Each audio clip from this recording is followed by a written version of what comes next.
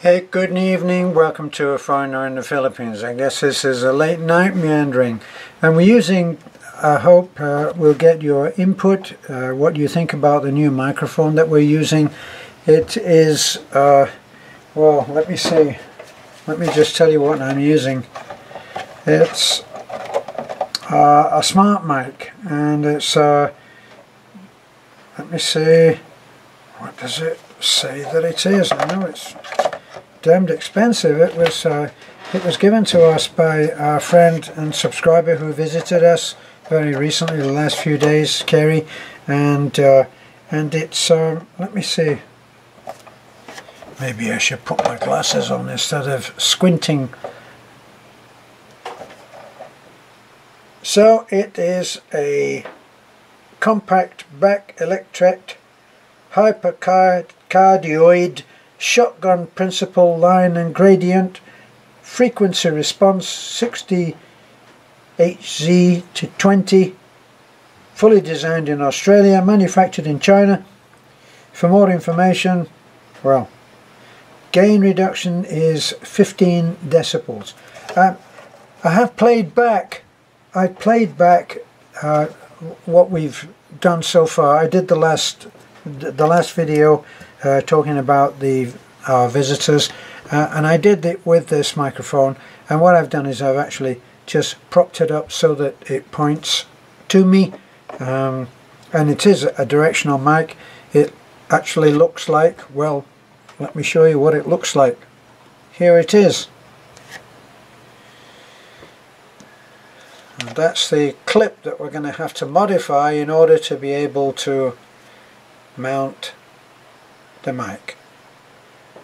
So that was what we were given. Okay, it's back where it was. I just got it propped up on a plug, and so we're hoping that you will think that it's a big improvement.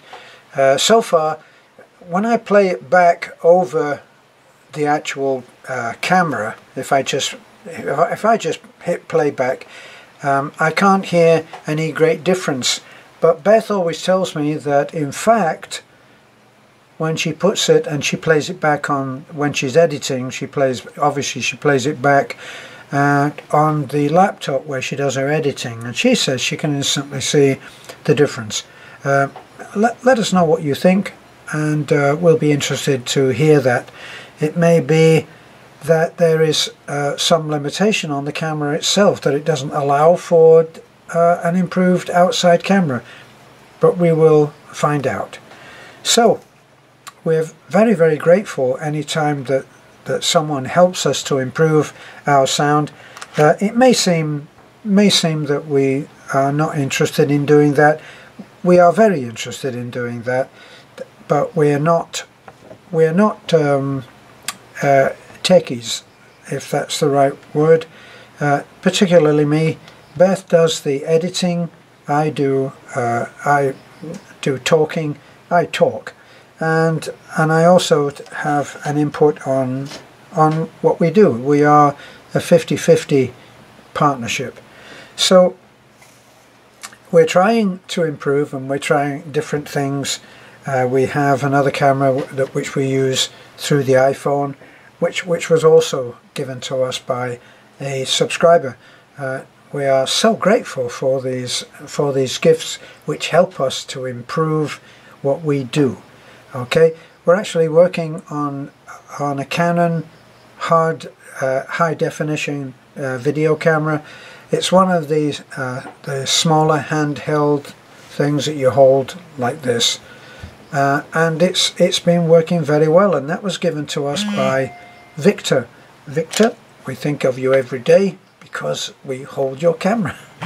Okay, so that's what's happening right now. I really wanted to bring you up to date from between when we dropped off our friends from Australia, the Three Musketeers, who came and spent some time with us. We went down to Tubigon, met them at the port, Stephen is in a wheelchair, so there was a little bit of jockeying about to get him into the front seat of the blue truck. And the blue truck, the bus, is going to be very good. We've had lots of mixed reviews on that. The fact is that we're pretty much like everybody else, you know. We can't go out. People say, make sweeping comments and say, well, Beth needs an automatic, so get rid of it and get. It's just not that. It's not that possible. The main reason for buying a bus, obviously, is for our Sunday driving job, my Sunday driving job. And as you will have seen if you saw the Sunday video, the truck worked very, very well. And yes, we need a few small benches. We don't have anything that are small enough that they go between those two long benches that are in the bus. So we're going to have to make some stuff up, which we will do. And then kids will be able to sit down. But kids are amazingly resilient, and they have a sense of fun that a lot of adults don't have, and they want to stand up and they want to see what's happening. So sometimes when you offer a kid a seat, they're not interested in doing that. They prefer, when we were working with the Big Blue, which is still waiting for a mechanic to come and get that part off. We have got someone who's going to come. He's just waiting for us to tell him. So the Big Blue, the kids actually prefer to travel in the open truck back. So they can travel inside with the Big Blue. There's plenty of room in there that will fit, on Philippine standards, that will fit 10 or 15 kids. Whenever I picked up the kids from either the Four Little Girls or the Baby Jane. Baby Jane's little community is 6 or 7 kids, and most of them got in the front because that's where they love to travel. So the Blue was amazing for that. But of course we know what happened. We've since found from talking to our Aussie engineers that came, and they are all experts in automotive engineering, as they build custom cars. They build custom cars, they refurbish, restore classic cars, and that's what they do for fun. Stephen, before he had to go to a wheelchair, actually had his own business and used to respray cars, and has a classic car which is worth, well, he has done what most customizers do, and has sunk a great deal of money into what is his first love, and that is his Mustang, his Ford Mustang classic car. So we have the Big Blue still. We have found a mechanic who can come up, and is not too far from where we live, not Nesta, because Nesta is an extremely busy shop in Taliban, and this is a man that will come up and knows exactly what to do, and we explained what the problem was.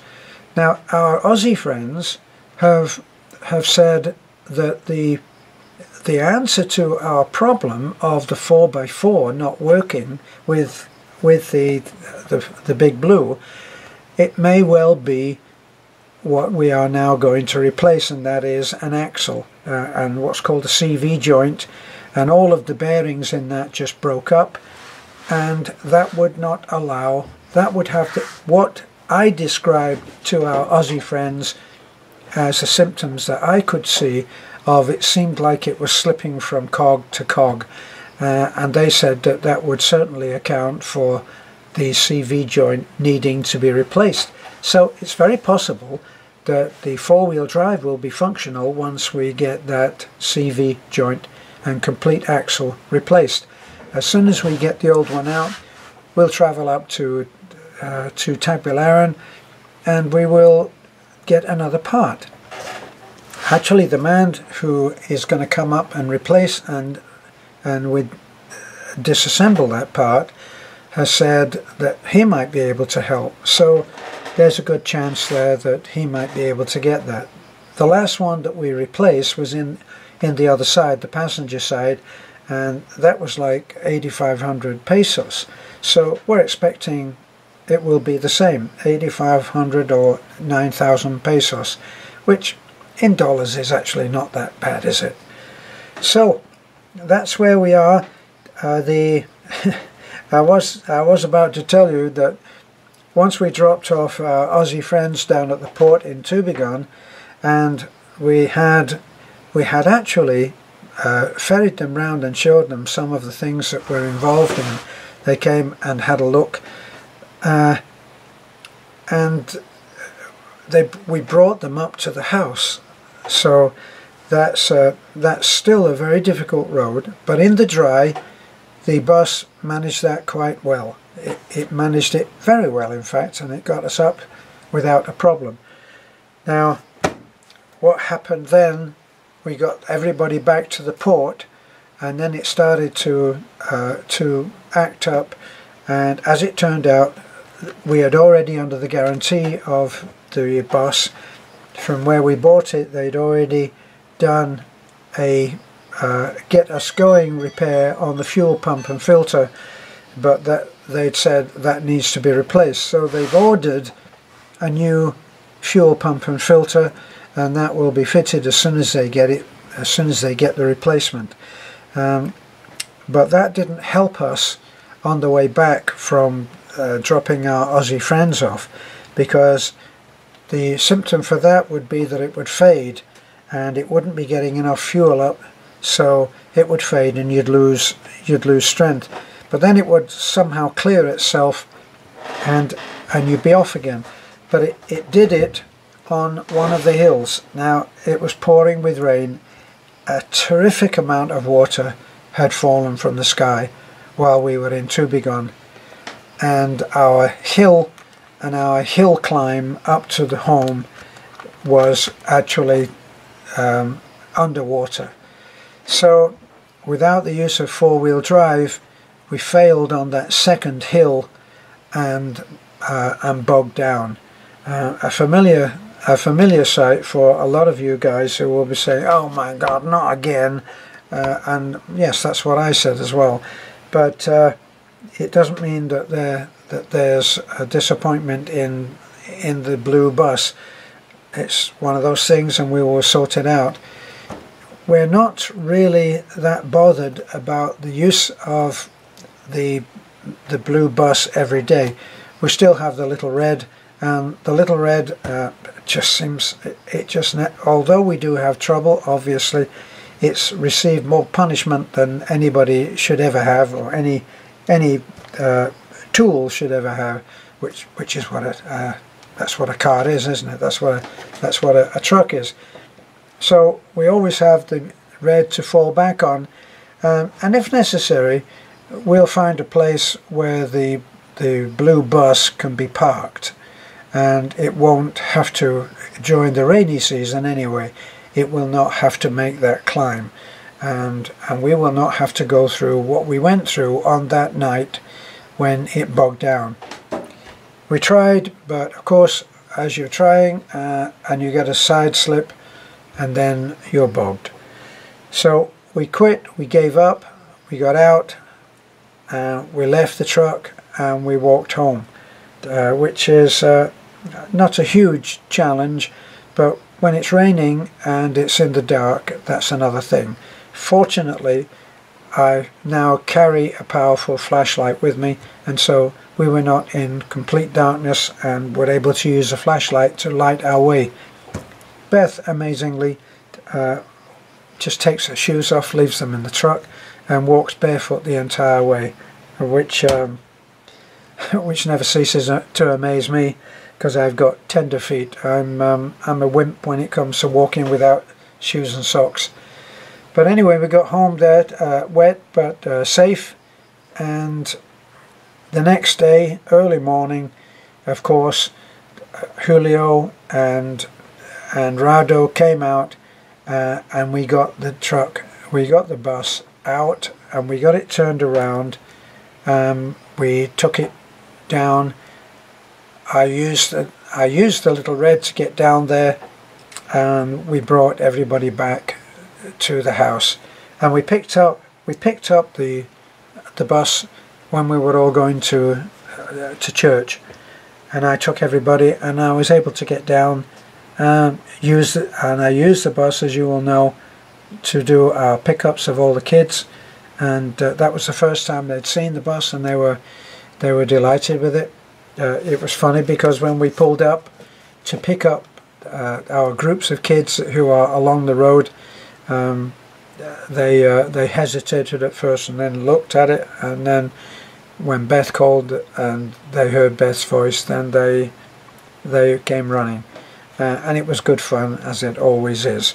So for those who mentioned about having to have permission to pick up the kids and take them to church, we mentioned that to the investigator that came over on my birthday and said, so we need that even for church? And he said, no, if you're in your local area and everybody knows you're going to church, he said it's not necessary. So we're fine on that. So that's our little adventure. We are waiting now to be told that the spare part is there. It's not quite the same hassle for the Mazda. We have the bus is Mazda, and the parts are more easily available, plus it's under guarantee, and they don't seem to be thinking that there's any problem at all in getting the parts. So we're just waiting for that now. We're using the little red in the meantime. We've been having a terrific amount of work done. We've had a large area taken out of the side of the hill where we come in when we get to the top of the hill at the house, and that's all been concreted. We did actually make a video which should be posted about now. So that's given us some extra turning space which we badly needed, and it looks actually like it would take a basketball net, so the kids could use that area for playing basketball. That would be a big plus. So that's all on our little description of our adventure. It's another example of how I think of how everything happens for a reason. We didn't have any real problems when we had our Aussie engineers with us. They only came for a very short time. They came in on the morning ferry, and we took them back, and they got the ferry to go home just before it started going dark. We never had any problem getting up that hill or getting back down. It would have been a huge problem had it happened, because we would have had Stephen with us, and to safely get him either up the hill or down the hill would have been quite a challenge. So everything happened for a purpose. Beth and I just hopped out of the truck and walked home. So it was no big deal. We've done that before, as you probably know. So thanks for watching. That's our little 2-day adventure, such as it was, and we look forward to getting our bus so that it's fully operational. And we're hoping, well, we're not really farming, although Rado is actually farming the rice fields that we have. We're not really. We're looking at hoping that we don't have too much rain, or certainly not in the right or wrong places, so that we can't get home or can't get down or can't get up. So this is Foreigner in the Philippines. Thanks for being with us on this update. Don't forget to like, comment, and please subscribe so that we have your subscription. It doesn't cost anything. There's no commitment to it, other than you will just be told when we make a new video, which, if you're watching this now, presumably you've enjoyed our videos, and we'd like to be in your home again. Thanks for watching. This is a foreigner in the Philippines.